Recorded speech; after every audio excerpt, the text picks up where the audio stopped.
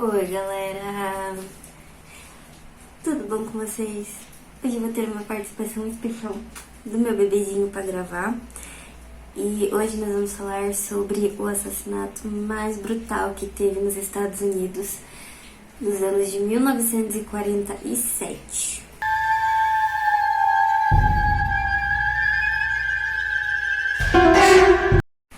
O caso de hoje trata-se de um dos assassinatos mais famosos que teve nos Estados Unidos e o mais brutal também. O nome da vítima era Elizabeth Short. Ela tinha 23 anos, era aspirante a atriz e foi brutalmente assassinada em Los Angeles. Ela tinha 4 irmãs, a mãe dela era dona de casa e o pai dela construía campos de mini-golfe, que era bem comum naquela época. Porém, quando teve a crise da depressão de 1929, o pai dela abandonou ela e as irmãs e a mãe, todo mundo, e simplesmente foi embora para Los Angeles.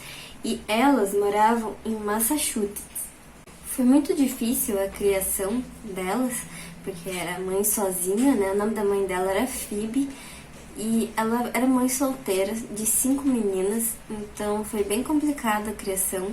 Ela recebia ajuda do governo em relação a dinheiro, né? A Elizabeth era uma criança muito bonita, desde sempre. Ela tinha cabelos pretos, olhos verdes, ela sempre foi muito extrovertida. O sonho dela desde pequena era fazer teatro. E quando ela ficou adolescente, aí ela conseguiu entrar e começou a fazer as aulas de teatro.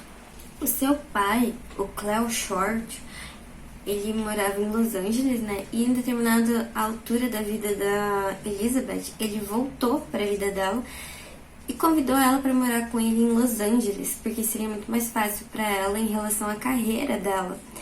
E claro que ela acabou aceitando justamente pensando na carreira, no sonho dela. No começo, o acordo dos dois é que ela iria cuidar da casa, né, dar uma limpada, fazer comida, enquanto ela não arranjasse emprego, porque ela não precisaria pagar aluguel para ele. E a mãe dela mandou um dinheiro para ela, né, para ela se manter nos primeiros meses até ela arranjar algum emprego. Mas, segundo o pai dela, ela era extremamente bagunceira, ela não cuidava da casa, não fazia comida, ela era muito preguiçosa. E ele disse que ela era muito namoradeira também. E como o relacionamento dos dois era muito conturbado por causa disso, o pai dela estava sempre implicando com ela, o relacionamento dos dois não dava muito certo. Assim que ela teve a oportunidade, ela saiu de casa e foi morar junto com uma amiga, que é uma colega de trabalho. Em 1943, a Elizabeth foi presa porque estava bebendo junto com uns amigos e eles estavam fazendo muita bagunça num restaurante. E a polícia chegou, mas como ela era menor de idade, a polícia resolveu só mandá-la de volta para Massachusetts. E nisso ela voltou, ficou um tempo na casa da mãe dela, mas assim que deu ela já voltou, tipo, não durou muito tempo, ela já voltou para Los Angeles. E daí nisso ela não foi morar com o pai, ela foi direto viver a vida dela. Nesse período de tempo ela acabou conhecendo a Dorothy French. E foi morar na casa da mãe da Dorothy. Ela e a Dorothy, no caso, né, junto com a mãe da Dorothy. A priori, ela ia morar com a mãe da Dorothy por alguns dias, era pouca coisa, assim, que a Dorothy tinha pedido pra mãe. Mas se estendeu e ela acabou ficando meses morando lá. A Elizabeth realmente era muito namoradeira, que nem o pai dela, né, falou. E ela namorava muitos caras, tinha muitos relacionamentos, inclusive ela saía com homens casados. Um desses homens que se destacou era o Robert Mulley, mais conhecido como Red. O Red era casado, mas segundo ele os dois saíram algumas vezes, mas nunca tiveram nada aconteceu. Importante citar o Red, o Mulley, porque ele foi a última pessoa que esteve com a Elizabeth enquanto ela estava viva. Alguns dias antes dela desaparecer, ela havia mencionado que ela queria voltar para Massachusetts para ficar junto com a família dela. Mas que antes dela voltar para Massachusetts, ela ia visitar a irmã dela que estava hospedada no hotel Baltimore. E nisso o Manny acabou concordando em levar ela até o hotel para ver a irmã dela antes dela retornar para Massachusetts. Porém, o Manley tinha compromisso naquele dia. Então, segundo ele deixou a Elizabeth na frente ali do hotel, não esperou ela encontrar com a irmã dela e deixou ela ali no saguão do hotel e foi embora. Então, ali foi o último momento que ele viu ela com vida. E também foi o último momento que os funcionários do hotel também se recordam de ter visto ela por ali com vida. O corpo foi encontrado dia 15 de janeiro e a polícia suspeita que ela tenha desaparecido entre 9 e 15 de janeiro. Ou seja, ela ficou desaparecida por 6 dias, até que encontraram o corpo dela.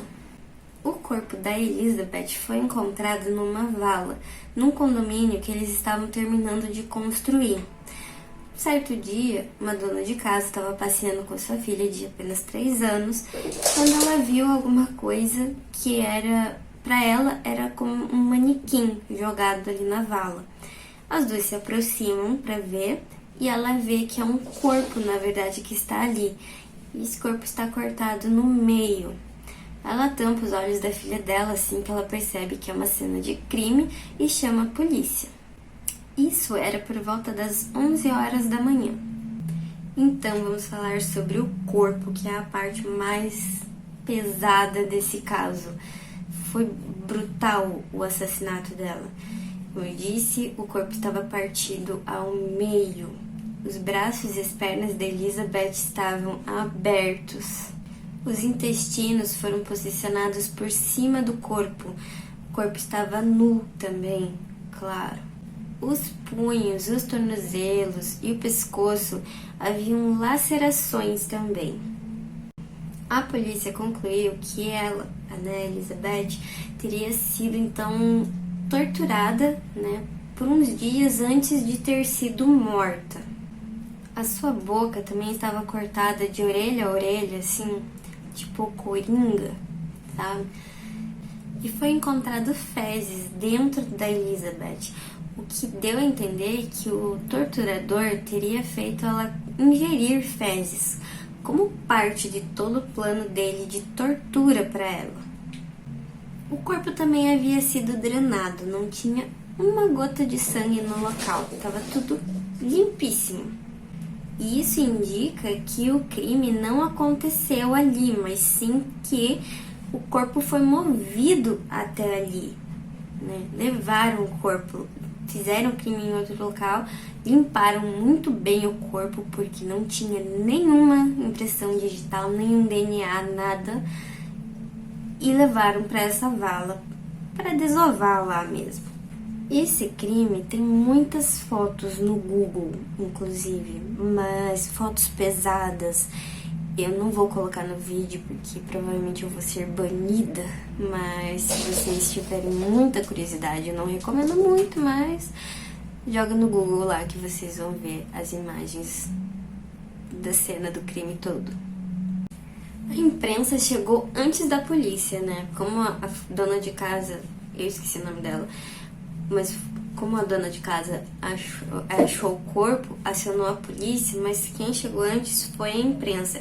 Então a cena estava cheia de curiosos, cheia de gente, tirando foto, repórteres, enfim, muita gente. A cena foi muito contaminada, tiraram muitas fotos. Então, além da cena ter sido muito contaminada, com gente andando pra lá e pra cá, um monte de gente curiosa, que não estava ajudando em nada, só queria saber o que estava acontecendo, a polícia não conseguiu encontrar nenhum DNA. A única coisa que eles encontraram foi uma trilha de pneus que estavam saindo do local do corpo. E havia pegadas de botas nas imediações dessas marcas de pneus. E analisando a profundidade das marcas na região do calcanhar das pegadas, eles chegaram à conclusão que sim, o corpo realmente tinha sido movido até ali, que a pessoa estava carregando o corpo. A causa da morte da Elizabeth foi dada pela perícia por causa da hemorragia que ela teve, por causa dos cortes, principalmente o corte na cintura, E também por choque, que, gente, se ela estava viva na hora que fizeram isso. De evidência, eles também encontraram um saco de cimento que estava vazio, apenas com um pouco de sangue aguado dentro, e ele estava bem próximo ali de onde estava o cadáver da Elizabeth. Porém, pela falta de tecnologia da época, eles nunca chegaram a um suspeito através das evidências. Então, como eu disse, a imprensa chegou antes da polícia, o que tornou o caso ainda mais famoso, porque no outro dia tinha foto da Elizabeth da cena do crime por tudo quanto é lugar. Ficou assim super famoso, e é por isso que a gente tem tanta foto também da cena do crime em si na internet. O nome Dália Negra foi dado para Elizabeth por causa de um repórter que se inspirou no filme Blue Dahlia, que havia sido lançado no ano anterior. E pelo que eu vi, tem uma certa semelhança do filme com o crime. A história da Elizabeth, o assassinato, ganhou o mundo. Todo mundo estava sabendo. Foi tema de ficções de romance, foi tema de jogos, muitos filmes. Elizabeth, inclusive, apareceu como personagem na primeira temporada do American Horror Story. E em 2006, ela foi a inspiração do filme Dália Negra, então. Poucos dias após o descobrimento do corpo, o jornal de Los Angeles, Herald Examiner, começou a receber encomendas com pertences da Elizabeth e bilhetes dizendo: aqui estão os pertences da Dália Negra. E a polícia chegou à conclusão que quem estava enviando esses bilhetes realmente poderia ser o suspeito, por estar enviando pertences da Elizabeth junto com bilhetes. Ele enviou, então, junto com esses bilhetes, tava o cartão nacional de segurança social, tava a certidão de nascimento, um telegrama e uma agenda com várias páginas arrancadas e fotos delas com diversos militares, e tudo sem absolutamente nenhum DNA. O principal suspeito do caso foi o Robert Manley, aquele cara que a gente comentou lá no início do vídeo, que havia levado a Elizabeth até o hotel. Durante o depoimento, o Manley teve várias crises de depressão profunda. Ele teve que ser internado no hospital psiquiátrico, e nesse tempo que ele estava ali no hospital, ele acabou confessando o crime. Porém, anos mais tarde, o Manley revelou que, na verdade, ele não sabia nada sobre o caso, e ele foi submetido ao soro da verdade, e realmente ele não sabia nada sobre o caso. Ele realmente deixou a Elizabeth lá e foi embora. O pai da Elizabeth não quis se envolver com nada. Quando avisaram que ela tinha sido encontrada morta, que era para ele fazer o reconhecimento do corpo, ele não quis nem saber.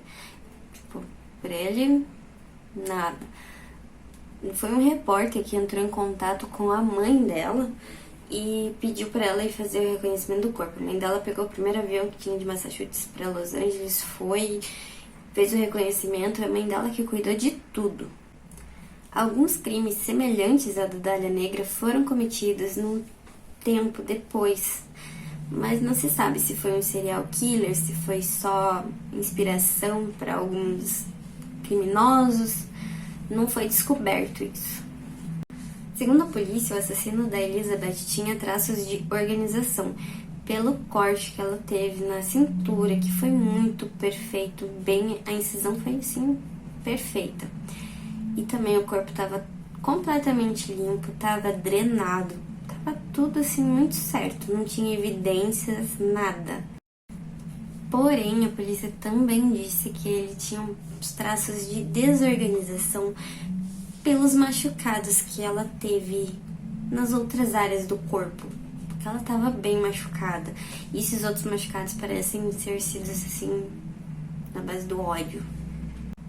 O perfil de assassino sugere que seja uma pessoa com muito ódio às mulheres e com um desejo profundo de chocar a sociedade. Por isso, sim, foi o crime. Foi sensacional, diria assim. Se é que é possível falar que um crime foi sensacional. Como eu falei, a imprensa chegou muito antes da polícia. Como ficou um caso muito conhecido, a polícia recebeu assim mais de 60 confissões. Qualquer pessoa assim tava chegando lá e falando que tinha assassinado a Elizabeth, querendo assumir a culpa e tal, mas era só para receber uns minutos de fama, na verdade. Elas nem sabiam nada sobre o caso, não sabe? Era só pela fama, só pela mídia.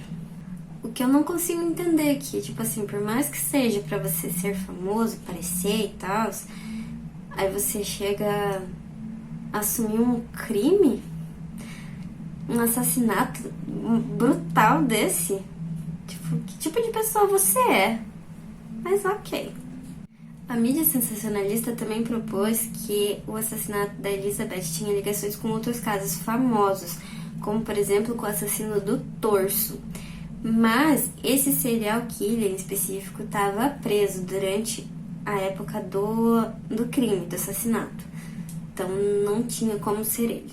O caso do assassino do batom teve mais ligações prováveis por causa das cartas enviadas para a polícia pela assinatura que ele assinava como Dahlia Avengers, que era com uma grafia muito parecida com a do William Haynes, que é o assassino do batom, que a gente pode comentar sobre ele numa outra hora. Mas ele também foi descartado porque ele agia de uma forma diferente e ele agia em outra área, não era ali Los Angeles que ele costumava agir. Existem 2 autores que apresentam fatos realmente relevantes ligados ao caso da Elizabeth. Um deles é o Leslie Dillon, que trabalhava para Mark Hansen. E a Elizabeth trabalhava por um tempo com o Hansen, pro Hansen, né? E ela teve um caso com ele. Ele também era casado. E o Leslie era uma espécie de capanga pro Hansen. Ele, inclusive, já havia trabalhado em necrotério, o que explicaria a incisão perfeita na cintura da Elizabeth. Já em 2003, um ex-policial, né, chamado Steve Hodel achou algumas fotos da Elizabeth nua no meio dos pertences do seu pai, que era o George Hodel. O George era médico cirurgião e ele faleceu em 1991. Entre os pertences do pai, né, enquanto o Steve estava mexendo, além de ele ter achado as fotos da Elizabeth nua, ele achou também os recibos onde mostrava que o George havia comprado sacos de cimento dias antes do crime. E, coincidentemente, o George foi colocado na lista de suspeitos e em 1947 ele se mudou, fugiu, na verdade ele abandonou a família dele, deixou o filho para trás, a esposa, e foi morar nas Filipinas. Fugitivamente, tipo assim, abandonou a vida dele que ele tinha e foi morar nas Filipinas. E para ficar mais comprometedor ainda, o George tinha o costume de colecionar fotografias que apresentavam simulações de corpos mutilados. E o Steve, ele foi fazendo toda essa análise quando ele achou tudo, e a caligrafia do pai dele também era muito parecida com a da assinatura do Dahlia Avengers. O Steve acredita que o seu pai, né, o George, não foi apenas o assassino da Elizabeth, mas também um serial killer. O George havia sido acusado, inclusive, de matar sua própria secretária, um pouco depois do crime da Dália Negra. Além disso, ele estuprou a própria filha, a irmã do Steve, e tentou fazer um aborto nela, quando ela era menina, 14 anos, 13. Mas isso são muitas suposições também, porque não tem nenhuma evidência que o pai dele tenha realmente cometido o crime, apesar de ter algumas coisas da Elizabeth. Também não tem como provar nada que ele tenha matado a secretária dele na época do crime. Também não tem como provar que ele estuprou e tentou fazer um aborto na própria filha. Mas isso são coisas que o Steve trouxe, mas que muita gente acha também que ele pode estar com muita raiva do pai dele por causa do abandono, porque em 1947, na época do crime, ele abandonou tudo e foi embora. Ele deixou a família dele pra trás, ele realmente virou um fugitivo. Então é isso, pessoal. Eu espero que vocês tenham gostado do caso de hoje. Eu dei uma boa resumida, eu espero que vocês tenham gostado da forma como eu escrevi o roteiro. Se vocês chegaram até aqui, não esqueçam de deixar aquele like, se inscrever no canal, ativar o sininho e compartilhar com todo mundo que vocês sabem que também gostam de casos criminais. No fim, a minha fiel parceira acabou ficando dormindo aqui na almofadinha que tem do lado, mas ela apareceu para dar um tchau para vocês e falar para vocês se inscreverem no canal também, porque ela vai aparecer em outros vídeos e tem outras 3 aqui também que vão aparecer com certeza. Sigam nas redes sociais, vocês vão ver muitas coisas sobre elas também. Elas vivem aparecendo por lá, elas são um sucesso. E é isso, pessoal. Até o próximo vídeo, até o próximo caso. Tchau!